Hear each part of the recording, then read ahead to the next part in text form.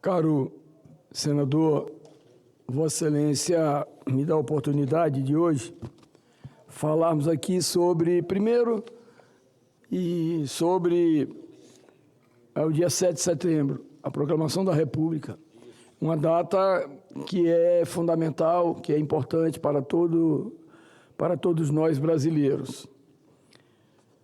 Ontem, 7 de setembro, o Brasil celebrou 203 anos de sua independência, um marco histórico que há mais de 2 séculos consolidou nossa nação como um Estado soberano, capaz de trilhar seu próprio destino entre as nações do mundo.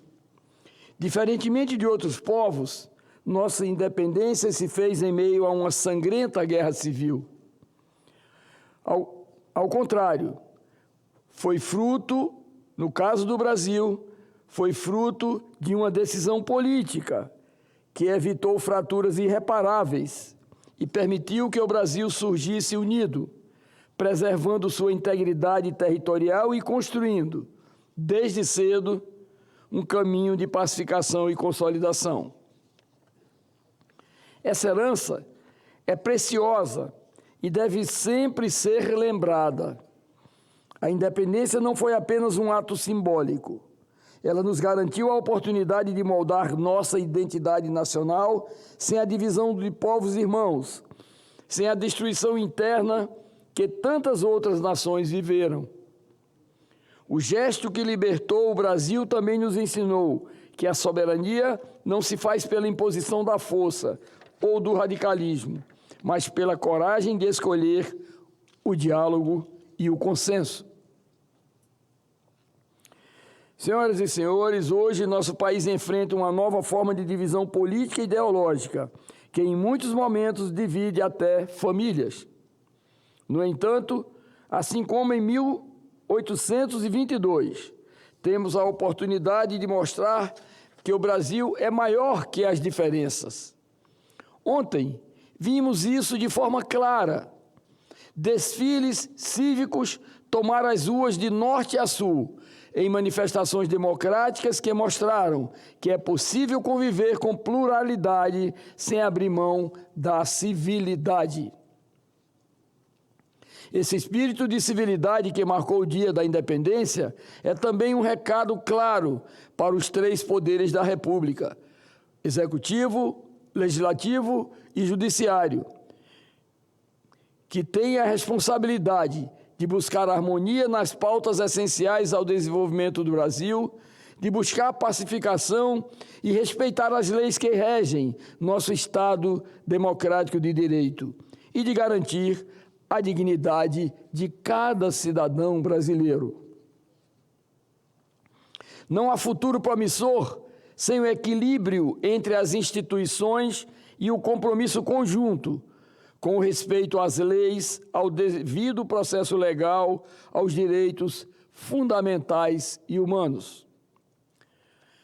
Não podemos ignorar que o país atravessa nesse momento um episódio sensível da sua vida democrática, com o julgamento de um ex-presidente em curso. Esse processo, como é natural em uma democracia, desperta paixões, divide opiniões e, por vezes, causa tensões entre a sociedade e os poderes da República. No entanto, justamente por isso, ganha ainda mais relevância a lição de que a independência nos deixou. A grandeza do Brasil está em preservar a unidade no essencial, sem abrir espaço para rupturas ou radicalismos. O verdadeiro patriotismo, ontem como hoje, é garantir que nossas diferenças sejam resolvidas dentro da ordem democrática, com a Constituição como bússola e o povo como soberano, pois não devemos esquecer que todo poder emana do povo e está cravado de uma forma pétrea na nossa Constituição brasileira, a Constituição Cidadã de 1988, e, para ser mais preciso, por uma questão de justiça histórica, a Constituição do nosso saudoso Ulisses Guimarães. Este 7 de setembro foi, portanto, um recado forte e claro. O Brasil continua sendo uma nação que sabe transformar diferenças em convivência democrática. A lição da nossa história é que somente pela unidade, em pautas essenciais para o nosso desenvolvimento e soberania, é que construiremos o futuro que todos nós desejamos. Que este 7 de setembro inspire não apenas a lembrança da nossa soberania, mas também a reafirmação de nosso compromisso com a paz, com a justiça, com a democracia e com a grandeza do Brasil. Esse é um tema que não poderia ficar fora, senhor presidente, do nosso pronunciamento, até porque, como todos sabem, todos os países têm o seu direito de comemorar a sua soberania, a sua independência e, principalmente, logicamente, que olhando pelo retrovisor da história, nós vamos ver que desde a nossa independência, nós procuramos manter a convivência pacífica com os nossos vizinhos, procuramos manter o equilíbrio e também, de uma forma muito clássica, manter a relação entre os países que fazem parte da Organização das Nações Unidas, sempre como mediador, tendo o Itamaraty, tendo o nosso Ministério das Relações Exteriores, com seu corpo diplomático, sempre fazendo proposições que apenas consolidam a liberdade de cada um dos países e contra essas guerras que vêm tomando conta do nosso planeta. Portanto, Brasil, país soberano. E outro tema que eu não poderia deixar de comentar aqui também, e trazer aqui a esta casa, senhor presidente, é inclusive da minha autoria, em relação ao IPVA de motocicletas de até 170 cilindradas. Um projeto que foi aprovado nesta casa em 2022, por meio do projeto de resolução PRS número 3 de 2019. Meu projeto deu origem à resolução no Senado número 15 de 2022, garantindo desde então aos estados e ao Distrito Federal a prerrogativa de reduzir a zero a alíquota desse imposto, beneficiando especialmente as camadas mais populares da nossa sociedade. Vale lembrar que mais de 85% dos compradores de motocicletas desta categoria pertencem às classes C, D e E.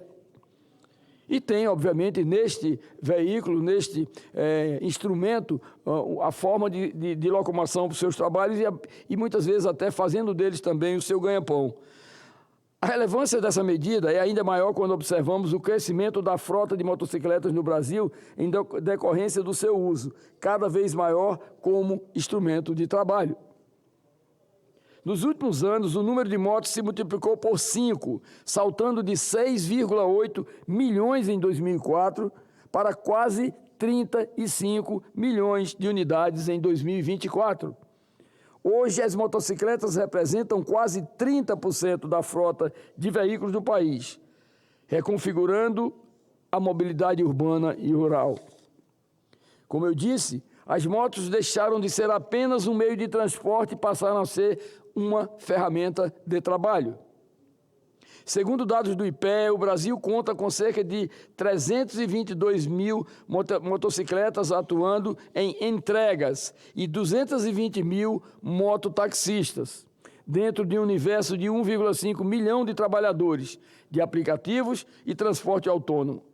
Esses profissionais, em sua maioria jovens, sustentam suas famílias com o fruto diário do seu trabalho sobre duas rodas. É nesse contexto que a isenção do IPVA para motocicletas ganha força. Antes da aprovação do meu projeto, apenas o estado de Santa Catarina já contava com uma política ampla de isenção para motos de até 200 cilindradas. A lei estadual é de 2006, de iniciativa do ex-governador Eduardo Pinho Moreira, do MDB, e condiciona a isenção ao não cometimento de infração de trânsito no ano anterior.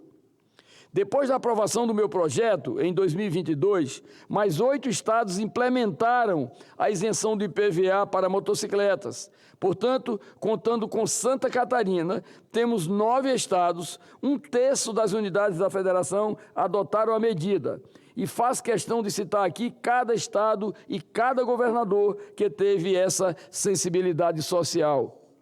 Paraíba, governador João Azevedo, do meu partido, PSB, foi o pioneiro a implementar a isenção após a aprovação do meu projeto pelo Senado. Desde 2003, essa medida já beneficiou mais de 320 mil proprietários de motocicletas na Paraíba, no governo do João Azevedo. Piauí, governador Rafael Fonteles, do PT, também foi um dos pioneiros a implantar a isenção em 2023, após a aprovação do meu projeto no Senado. Hoje, mais de 500 mil proprietários de motocicletas de até 170 cilindradas contam com isenção automática de IPVA no Piauí. Paraná, governador Ratinho Júnior, PSD, responsável por liberar a isenção em 2025, alcançando mais de 770 mil motocicletas no Paraná. Sergipe, governador Fábio Mitidieri, PSD, que ampliou o programa Rode Bem, garantindo isenção para motos de até 165 cilindradas, especialmente para as famílias mais carentes, aquelas de baixa renda. O Acre, governador Gladson Cameli, do PP, que desde 2024 concede isenção para motos de até 170 cilindradas. Amapá, governador Clécio Luiz Solidariedade, também garantiu isenção para motocicletas de até 170 cilindradas a partir de 2025. Amazonas, governador Wilson Lima, União Brasil, isentando a partir de 2025 cerca de 80% das motos do estado. Goiás, governador Ronaldo Caiado, do União Brasil, que propôs a medida em 2025 e a nossa emenda, beneficiando mais de 370 mil motocicletas, agora, no caso, já divulgado a partir de 2026. Em junho desse ano, a Assembleia Legislativa do Espírito Santo aprovou o projeto de lei de autoria do deputado estadual Lucas Polese, do PL, para garantir a isenção de IPVA para motocicletas de até 170 cilindradas naquele estado. No entanto, o projeto foi vetado pelo governador Renato Casagrande, do PSB, o meu partido, que alegou falta de estimativa de renúncia fiscal e do impacto orçamentário e financeiro, estimado em 28 milhões de reais. Quero aqui sensibilizar o governador Renato Casagrande com o que disse o governador Ratinho do Paraná. Disse palavras do governador Ratinho: trata-se de uma medida de justiça tributária cujos efeitos são concretos. Em todos os estados, os motociclistas puderam investir na manutenção dos veículos e na qualidade de vida de suas famílias, melhorando suas condições e girando a economia local, ao consumir outros produtos e serviços para os quais não sobrava dinheiro nenhum. E isso, além de fazer a economia girar, também permite ao Estado arrecadar sobre outros fatos geradores. O impacto direto na vida das pessoas é inquestionável. Se considerarmos que a renda média mensal de entregadores de aplicativo é de R$ 1.500, a economia de quase R$ 500 por ano no IPVA é extremamente significativa. A diferença é que, ao invés de entregar esse dinheiro diretamente para os cofres do Estado, esses trabalhadores vão consertar suas motos, vão comprar um eletrodoméstico novo, vão poder pagar um exame ou consulta médica, vão poder comprar mais itens na feira no final do mês. E sobre todas essas operações incidem também e claramente outros tipos de tributos. Caros colegas senadores, o Brasil já conta com quase 35 milhões de motocicletas circulando. E em muitas cidades do Norte e do Nordeste, esse é o único meio de transporte acessível. Por isso, faço aqui um apelo para que os demais governadores que ainda não adotaram a isenção do IPVA para motos de até 175 cilindradas sigam o exemplo dos estados aos quais me referi. Falo em especial do meu estado de Roraima, onde a moto é fundamental para o deslocamento em áreas rurais e para sustento de milhares de famílias, tendo convicção de que esta medida representa justiça social e valorização do trabalhador brasileiro. Portanto, senhor presidente, eu gostaria aqui de deixar claro e em bom tom e alto, para que o governador do meu estado também, o do estado de Roraima, o governador Antônio Denário, pudesse tomar a mesma decisão que os demais estados já tomaram. Roraima é um estado, como o estado de Vossa Excelência, um estado amazônico, um estado que tem, na verdade, uma dificuldade enorme de acesso a veículos de maior preço, veículo 4 rodas, e as motos, elas são utilizadas para todos os meios de deslocamento, né? E aqui falamos do mototáxi, aqui falamos na utilização no campo, falamos na utilização na cidade, né? E são iniciativas que elas partem normalmente de um comentário, de um simples cidadão, que me fizeram esse comentário em 2018, 2019, e eu, ao chegar aqui no Senado, apresentei esse projeto que tem uma repercussão gigantesca para aqueles que menos ganham.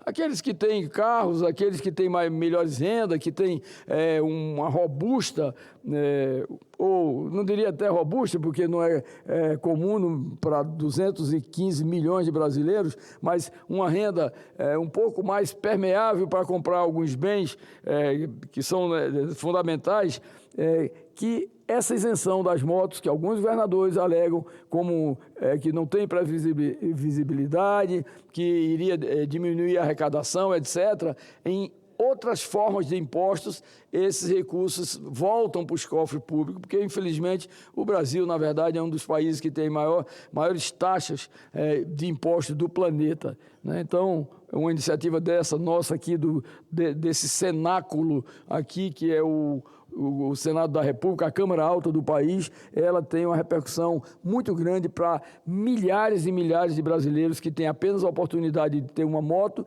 e fazer dela seu instrumento de trabalho e sua fonte de renda para, na verdade, agregar valor à sua família. Era esse pronunciamento que eu gostaria de deixar aqui nesta tarde e pedir que fosse divulgado em todos os veículos de comunicação do Senado. Muito obrigado, presidente. Muito obrigado, senador Chico Rodrigues. Parabéns pelo pronunciamento objetivo e importante. Vamos dar continuidade à nossa tarde de discursos, passando a palavra para o senador Eduardo Girão, do Partido Novo do Estado do Ceará.